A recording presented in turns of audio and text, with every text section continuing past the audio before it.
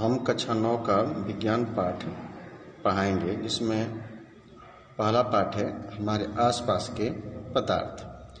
इस चैप्टर को शुरू करने से पहले हम जानेंगे विज्ञान क्या होता है। जैसा कि यहाँ पर लिखा हुआ है, विज्ञान बराबर V प्लस ज्ञान, अर्थात विज्ञान का संविच्छेद करने पर V प्लस ज्ञान होता है। V का मतलब होता है विशेष, ये होता है ज्ञान अर्थात विशेष ज्ञान। इसका मतलब क्या होता है, अर्थात विशेष ज्ञान को विज्ञान कहते हैं। वैसे भी कह सकते हैं किसी विषय या वस्तु के बारे में सुव्यवस्थित ज्ञान को विज्ञान कहते हैं। या यूँ कह सकते हैं कि अपने आसपास की जितनी वस्तुएं आप देखते हैं उसका सुव्यवस्थित ढंग से ज्ञान ही विज्ञान कहलाता है। अब हम पढ़ेंगे विज्ञान के प्रकार। विज्ञान कितने प्रकार के होते हैं, या मुख्यतः 3 प्रकार का होता है, जैसा कि आप जानते हैं। यह है रसायन विज्ञान, भौतिक विज्ञान, जीव विज्ञान। चूंकि अब हम चैप्टर की तरफ बढ़ते हैं, चैप्टर में लिखा गया है हमारे आसपास के पदार्थ, तो हम जानेंगे सबसे पहले कि पदार्थ क्या होता है। पदार्थ को इंग्लिश में बोलते हैं मैटर, MATTER, मैटर। ऐसा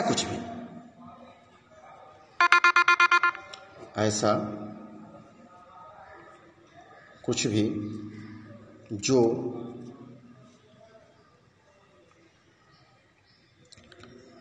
स्थान घेरता हो,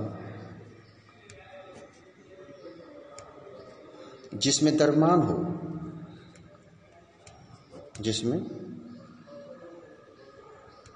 द्रव्यमान हो,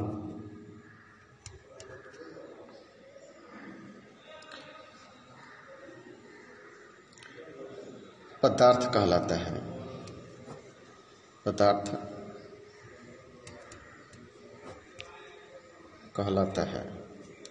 और क्या होता है, पदार्थ छोटे छोटे कणों से मिलकर बना होता है। पदार्थ छोटे छोटे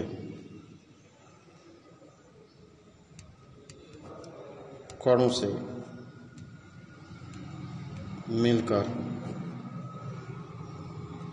बना होता है। अभी इसकी चर्चा हम करेंगे। देखिए, आपके पास किताब होगी, मेज होगी, कुर्सी होगी, जहाँ पर रहते होंगे आप, जितनी भी वस्तुएं आप देख रहे हैं, ये सभी सभी उसमें द्रव्यमान होती होगी या वो स्थान घेरते हैं। इसको हम कह सकते हैं क्या, पदार्थ। आपकी जो बुक है वो भी स्थान घेरता है, उसका कुछ द्रव्यमान भी होता है, ठीक है, तो पदार्थ है। उदाहरण के तौर पर देख सकते हैं। उदाहरण, आपकी किताब हो गई, ठीक है, किताब हो गई, कुर्सी हो गई, हवा हो गया, पानी हो गई, सूर्य हो गया, इत्यादि।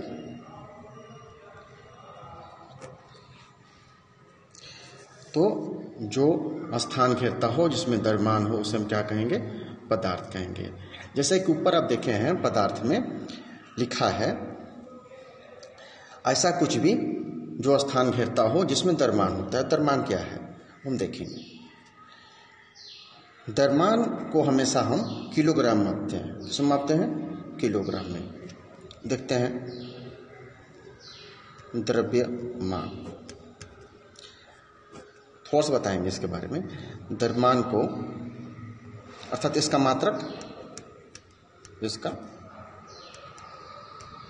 मात्रक किलोग्राम होता है, केजी, किलोग्राम होता है। एक चीज़ और बता दें, ये कभी भी नहीं बदलता है, चाहे आप सूर्य पर हैं या चंद्रमा पर हैं या अमेरिका रहें या ऑस्ट्रेलिया रहें, कभी भी आपका द्रव्यमान जो होगा 5 किलोग्राम तो 5 किलोग्राम ही रहेगा, 10 किलोग्राम 10 किलोग्राम ही रहेगा। अर्थात द्रव्यमान हमेशा एक समान रहती है, चाहे जहाँ भी रहें आप। द्रव्यमान हमेशा एक समान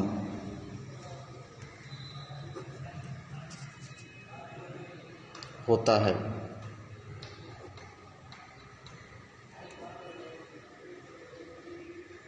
ठीक है।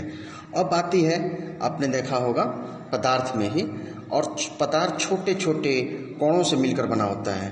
तो यहाँ बात होती है छोटे छोटे कणों, एक कण छोटे छोटे कणों से मिलकर बना होता है।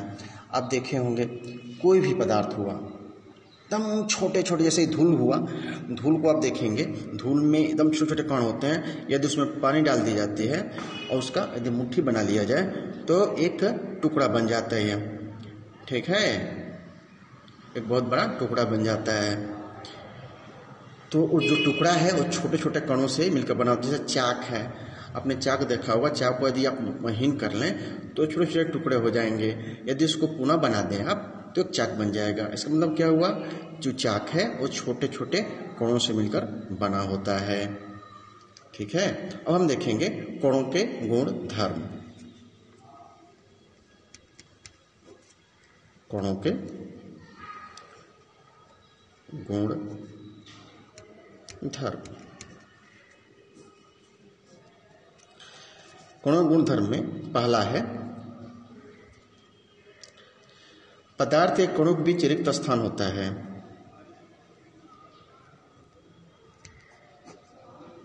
पदार्थ के कणों के बीच रिक्त या खाली स्थान होता है। रिक्त या खाली स्थान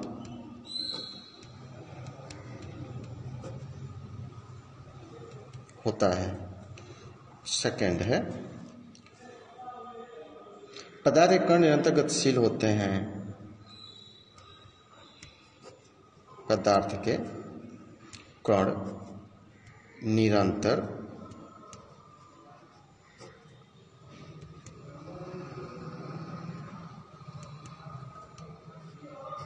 गतिशील होते हैं।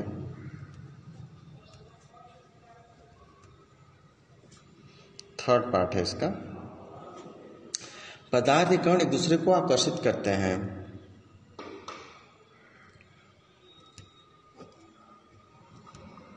पदार्थ के कण एक दूसरे को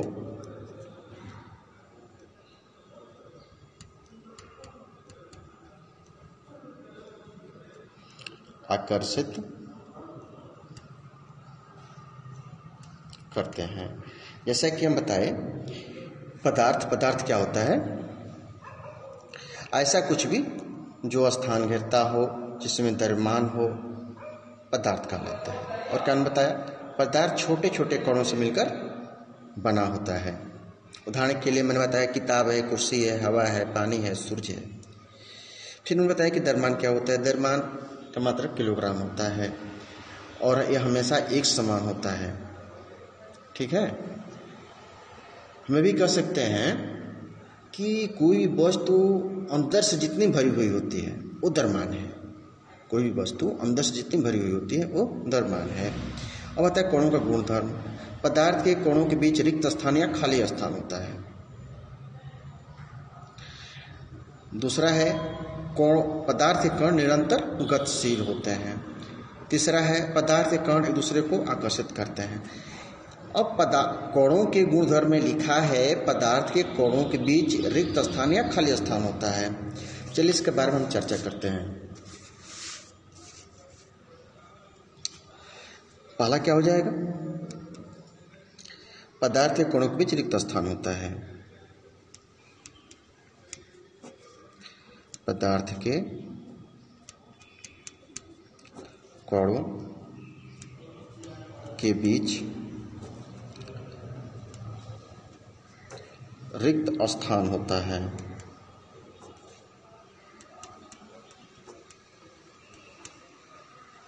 रिक्त स्थान होता है। आप लोग शरबत पीते हैं, देखे होंगे। पहले क्या करते हैं हम लोग, गिलास लेते हैं, गिलास में पानी ले लेते हैं। ठीक है। और उसमें चीनी डाल देते हैं और नींबू डाल देते हैं। यदि हम पानी 100 ग्राम लिए हैं और चीनी 1 चम्मच डाला है तो उसकी मात्रा बढ़ जानी चाहिए, अर्थात लेवल बढ़ जानी चाहिए पानी। जैसे मान लीजिए कि हमने एक गिलास लिया, ठीक है, ये हमारे पास गिलास हो गई, ये हुआ गिलास, ठीक है, और हमने इसमें क्या किया, पानी डाल दिया, ये है पानी, वाटर है, पानी है, ठीक है। और मैंने क्या किया, इसमें जो है मैं 1 चम्मच चीनी डाल दिया। क्या डाल दिया? चीनी डाल दिया, चीनी। तो जो लेवल यहाँ तक था वो लेवल बढ़ जाना चाहिए, लेकिन ऐसा नहीं होता है। ऐसा क्यों नहीं होता है? क्योंकि अभी हमने ये पढ़ा कि पदार्थ के कोणों के बीच रिक्त स्थान होता है और पानी पदार्थ है, अर्थात इसके बीच में रिक्त स्थान होगा।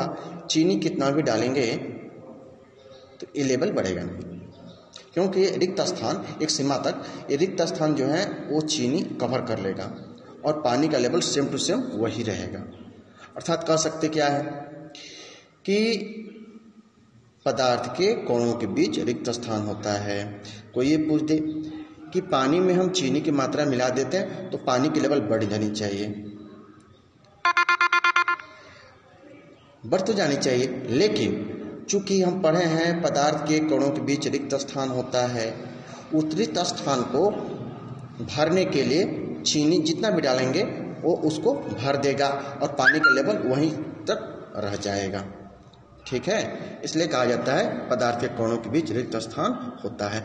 यह सबसे अधिक और सबसे कम किसमें होता है? यह ठोस में सबसे कम होता है। क्या होती है? ठोस में सबसे कम होती है। पदार्थ के कोणों के बीच रिक्त स्थान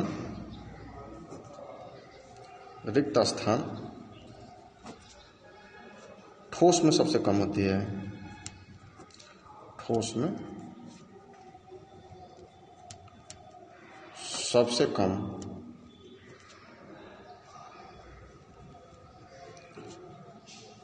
होती है। अगला है ठोस से अधिक किसमें होती है? द्रव में। ठोस से अधिक रिक्त स्थान द्रव में होती है। द्रव में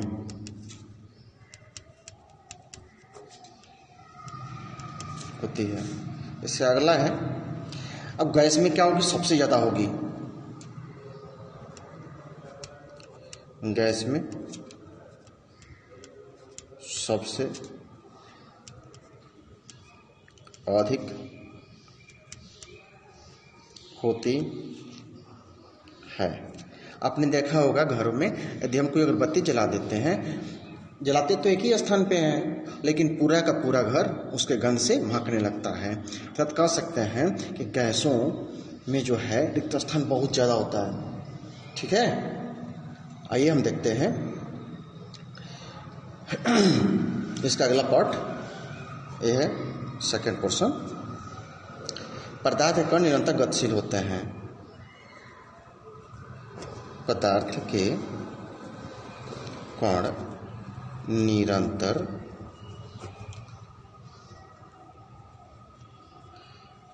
गतिशील होते हैं। पदार्थ के कण निरंतर गतिशील होते हैं। कैसे? पदार्थ के कणों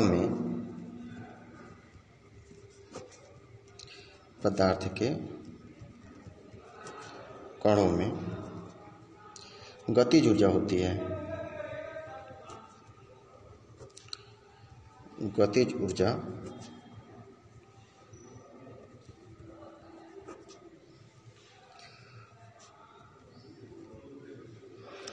पदार्थ के कणों में गतिज ऊर्जा होती है। ताप बढ़ने पर कणों की गति और भी तेज हो जाती है। ताप बढ़ने पर कणों की गति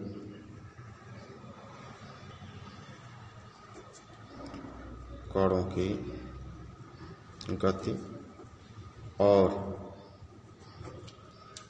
तेज हो जाती है, तेज हो जाती है।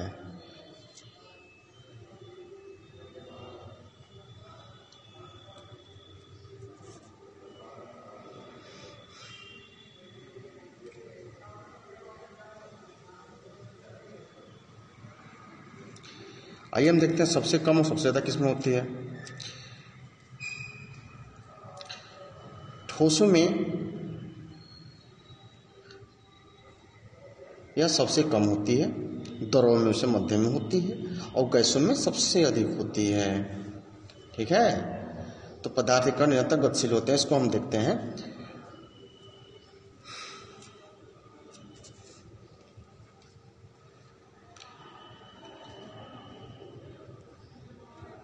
पदार्थ अर्थात ठोस के कणों में गति ऊर्जा सबसे कम होती है। गतिज ऊर्जा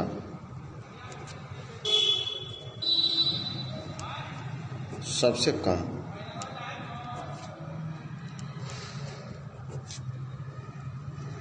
होती है। अगला है द्रव में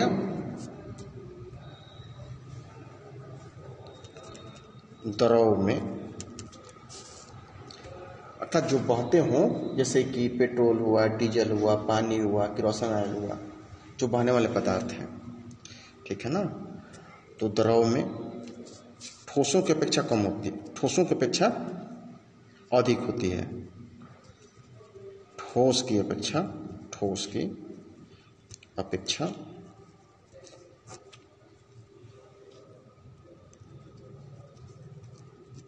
अधिक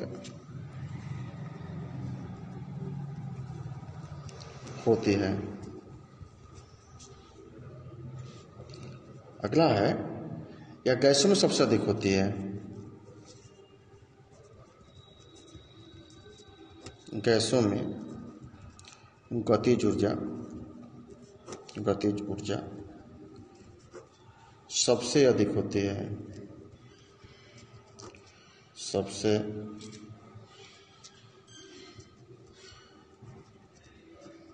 अधिक होती है।